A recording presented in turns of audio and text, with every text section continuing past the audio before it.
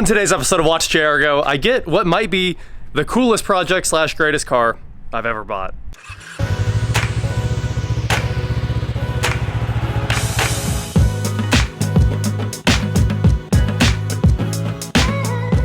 What is going on, guys? I'm Watch JR Go, and like I said, today we are getting a very special car, one I'm very excited about. It's a very big car. It's got to be on the front of it. Many of you can figure out what it is just from that, but it should be pulling in any second now.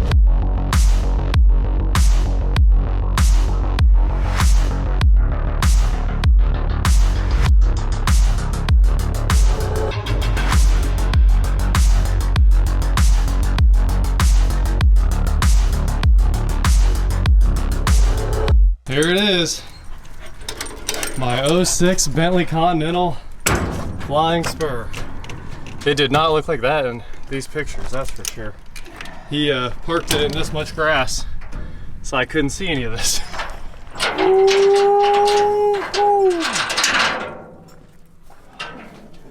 It is absolutely beautiful. Just the fuel was $1,300 to go. Going down and back. Crazy. So I almost went to Florida to pick this car up with the F-250, but Mark Hill, if you guys need transport from you know, the Midwest, pretty much anywhere, I would say. Yeah, I live in Missouri, so I go pretty much everywhere. Awesome. Well, he picked this thing up actually like Friday night, and now it's Monday, and the car is here, and it saved me a ton of time and fuel. The back bumper too. I just noticed. But this was a lot better choice than driving all the way to Florida and back to pick this thing up. So we had it shipped up here. I am excited to have a Bentley, even though I apparently need to find some bumpers. But I think I know who has all of the parts for this car, and we've already had a little bit of a discussion about this. So it should be easy to get all of this stuff back together. This is by far the most beautiful car I've ever owned. W12 powered, 2006. Look at that. There's the heated seat and cooled seat controls as well. Wow, rear cooled seats. This thing is out of control. There's the power controls for the back seats. This is sick. It's a Bentley. What's up, buddy? Let's go. Hop up. Speed Hop demon. up. You gotta get it. Well, what we do know about this car is it powers up, and that is all I've seen is the gauge cluster lit up. I think it has 50,000 miles on it. It's got a Breitling. I didn't know it had a Breitling. That's got to be worth the price of the car. Look at the climate control, nav all in one. Beautiful interior. Oh, heated and cooled seats. The Bentley Bluetooth module is in here. Ah, check that out. Privacy handset. I'm pretty sure. I guess this could be a cordless phone, but I thought it was the Bluetooth module. It looks like the Bluetooth module from a BMW. All right, you got me. You confused me, Bentley. Whoever knows what that is, let me know in the comments below. I should know, but I don't. This might be phone controls. Still looks like all that works. There's a SIM card right there. Somebody's Bluetooth headphones are in there. Even the sunroof cover is leather appointed. This is amazing. I mean, I've driven Rolls Royces and played with this stuff, but my own Bentley Flying Spur, I only want to ride in the back of this car from now on. I mean, as soon as it runs, Taco Bell it is. Here we go, first drive in the Bentley. Okay, I think. Go ahead, let's spit off brake. Oh, turn the wheel just a little bit. Try and get that away.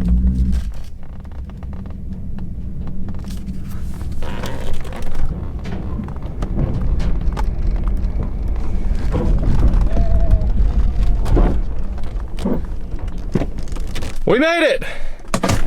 The Bentley is in park.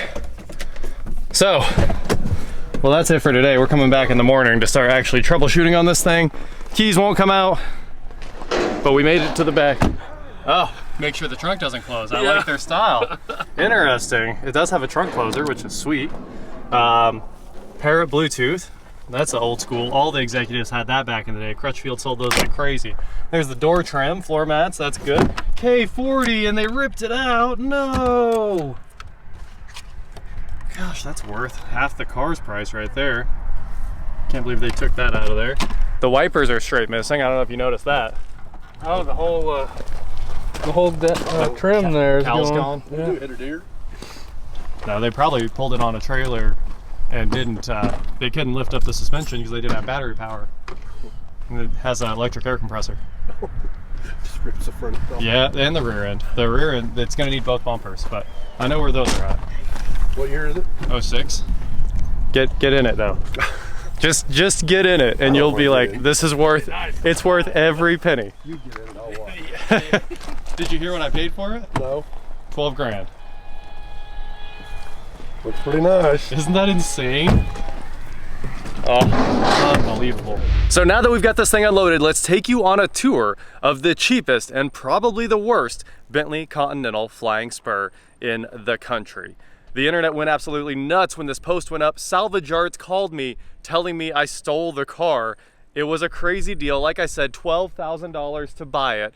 I offered $11,000, which is what I wanted to do because he was asking $12,000 originally. And then he said no. So I said $11,000 and a 5 for 5 from Wendy's, which to me, that would probably get the job done. You can always bribe me with food. And he said, how about a Domino's 2 for a 2 topping or 2 for 20 or something like that. And I was like, yes, I will bring you Domino's at $11,000. And the guy said, no, I want my $12,000. So what, this negotiation went nowhere. But I paid the $12,000. We met right in the middle at his price. And it cost me $1,000 more to have Mark ship this car here. So the hood struts are bad. You can tell this is a proper watch care or go car. If the hood struts work, it's probably not broken enough for me to buy out. As you guys know, I buy the worst and hardest cars to fix in the world, and this one is probably right there with all the rest of them. But it has opposing hood struts. Like, that's absolutely wild. It has these little ones back here and then these big long ones that drop way back there and do all of the real lifting out. So that's a pretty crazy design. Under the hood, the 6-liter W12 twin turbocharged engine. This tightly packaged monster is supposed to make 552 horsepower and propel this actual barge to 60 in 5.5 seconds. Those numbers are wild. And honestly, I'm excited to drive one of these. I'm pretty excited. Now, it's a nightmare. Everyone says this engine is one of the hardest things to work on ever. Look at the vacuum routing diagram. If it'll focus there, it's just vacuum lines forever under the hood of this thing. It's crazy. At least they put a diagram on there. I gotta give it to them. Now, the ad said the front and rear bumpers were broken, and it was parked in like 6-inch high grass. As I said before, I did not think they were this broken. They're very broken from being drug on and off trailers, and just nobody cared, obviously, because I'm sure they paid even less than I paid for this car. That said, beautiful styling, sitting on the Bentley 21-inch wheels, brake discs that are the size of wheels on mini cars, just monstrous brakes, massive glass all the way down the car. Of course, it's a long wheelbase, so huge rear seat glass. The seats in the interior are out of control. These are so nice. Bentley stitched into the headrests. Let's open this up. It's gotta be cup holders, right? All right, so we've got storage. Nice, nice.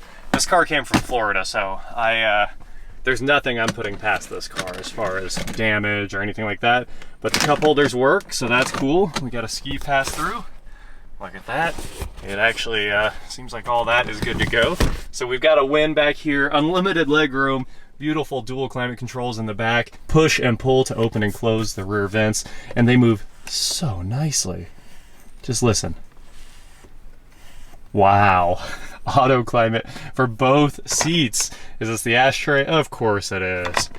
Couldn't have a Bentley without it. We've got a rear console back here with lighting and microphones for all the infotainment. Everything in the car is leather and green leather that looks so good. Beautiful wood. The only thing we're really missing here is window shades. It doesn't have them. Now these are auto up and down. That's super nice. Heated and cooled rear seats, like I mentioned before. Absolutely epic. Well, that's the back seat. Let's keep on going here. I will say there's a button here to defrost the windows individually on each back seat. That's crazy. So we do have a power rear sunshade. An incredible third brake light runs the width of the rear glass. Trunk is literally stuck open. They put a bunch of stuff in the latch to make sure it wouldn't close on them. Boot close button, it's got a power closer.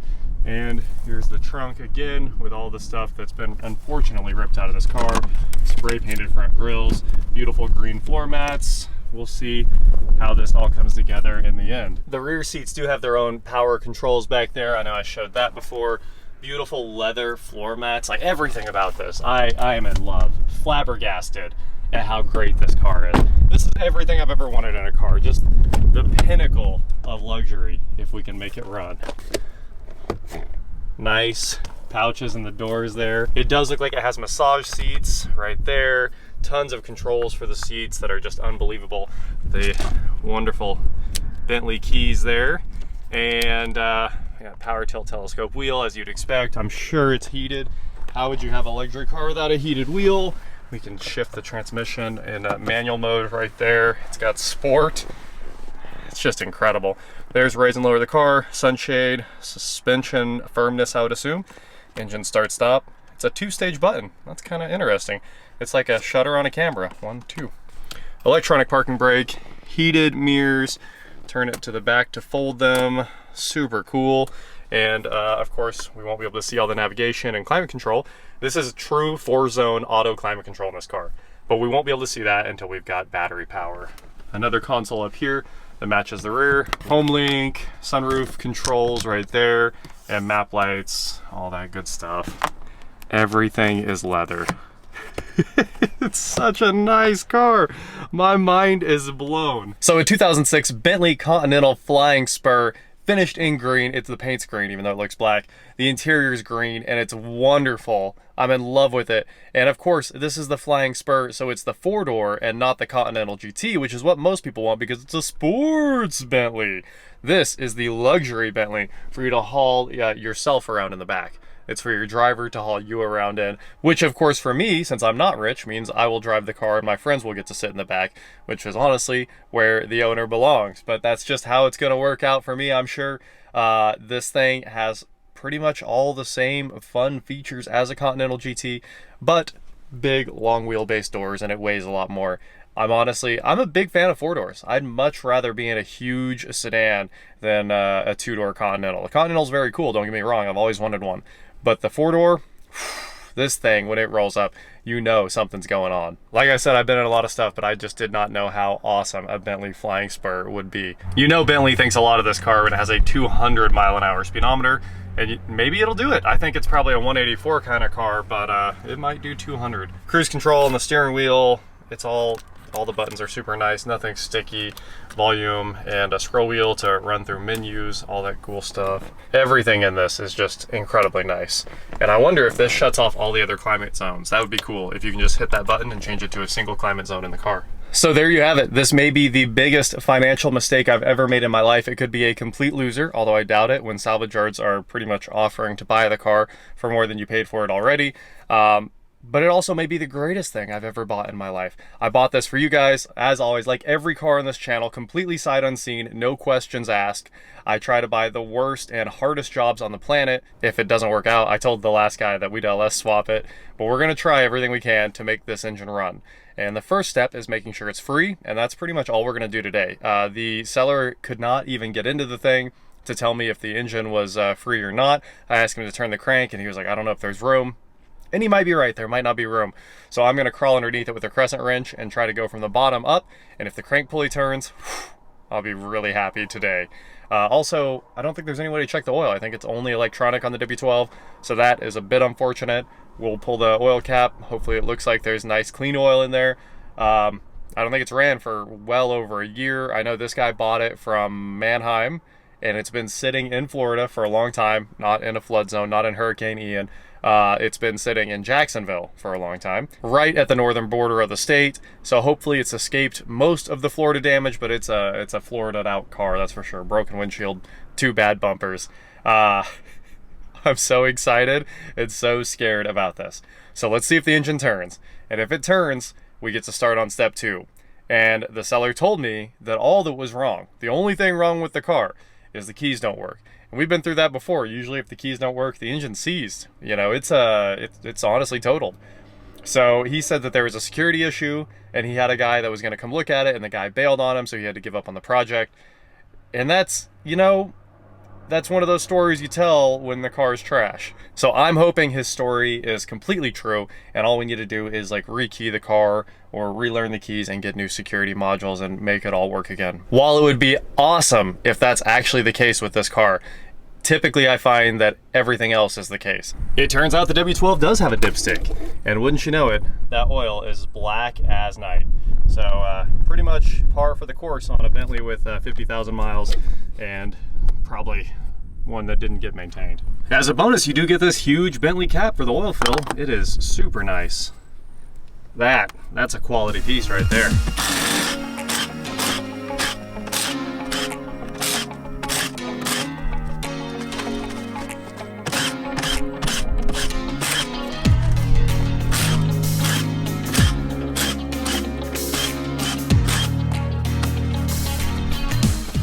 With that big front trim cover off of here, we can kind of finally, I gotta pull some more of these seals out of the way for sure, get down here to the crank bolt. But really, my hope was to get to what looks like the water pump pulley there and give it a little bit of a turn. I know you guys can't see anything. I also can't see anything. There you go. There's the water pump, and the crank pulley is even below that, and there is zero clearance. So let's see. Maybe I can get a crescent wrench on there, and maybe I can get a 10 on the water pump. The engine turned! That is some sort of progress. I've got a crescent wrench. It's a 24mm bolt into the crank pulley. Got a crescent wrench down there on that, and then I used my hammer as an extension, and I pushed on the handle of the crescent wrench from all the way up here, and that thing turned over at least a good ½ inch. So I will say the engine's not stuck. That's a start. So we're better than we were on my 3.0T Audi. Now, let's see if we can make it crank. Jump starting your Bentley, you go to the trunk. We're gonna talk a lot more about this in the next video when we start really troubleshooting this thing. Today was all about just seeing how bad it was, but there is a battery. This is all, wow. Everything is messed up inside here. Anyway, we got to the battery. Let's hook this thing up to a real engine and truck and figure out what's going on. We've got a nice gong, and we've got lights. None of this works.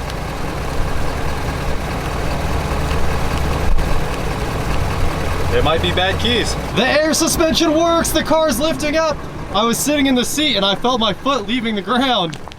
Yes! All right, that one is not moving at all.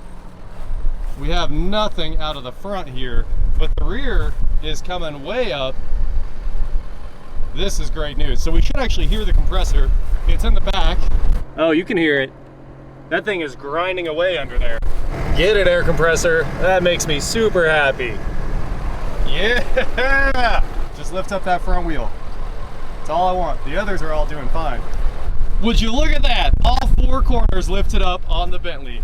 All we did was throw a little bit of power at it. So far, not the worst thing I've ever bought. Well, I put in the key that looks terrible, and now we have immobilizer activated on the screen there. So let's jump back and try the other key. And over here, we have no messages at all. That is it for today, guys. Thank you so much for watching. Don't forget to head on over to shop.watchjergo.com for cool shirts, not like this. And please like, share, subscribe, do whatever you want to do, and I will talk to you next time. Well, it may not run, but at least I can sit in my Bentley and eat Little Debbie Christmas trees. 'Tis the season. Well, this is a Christmas colored Bentley. That's pretty cool.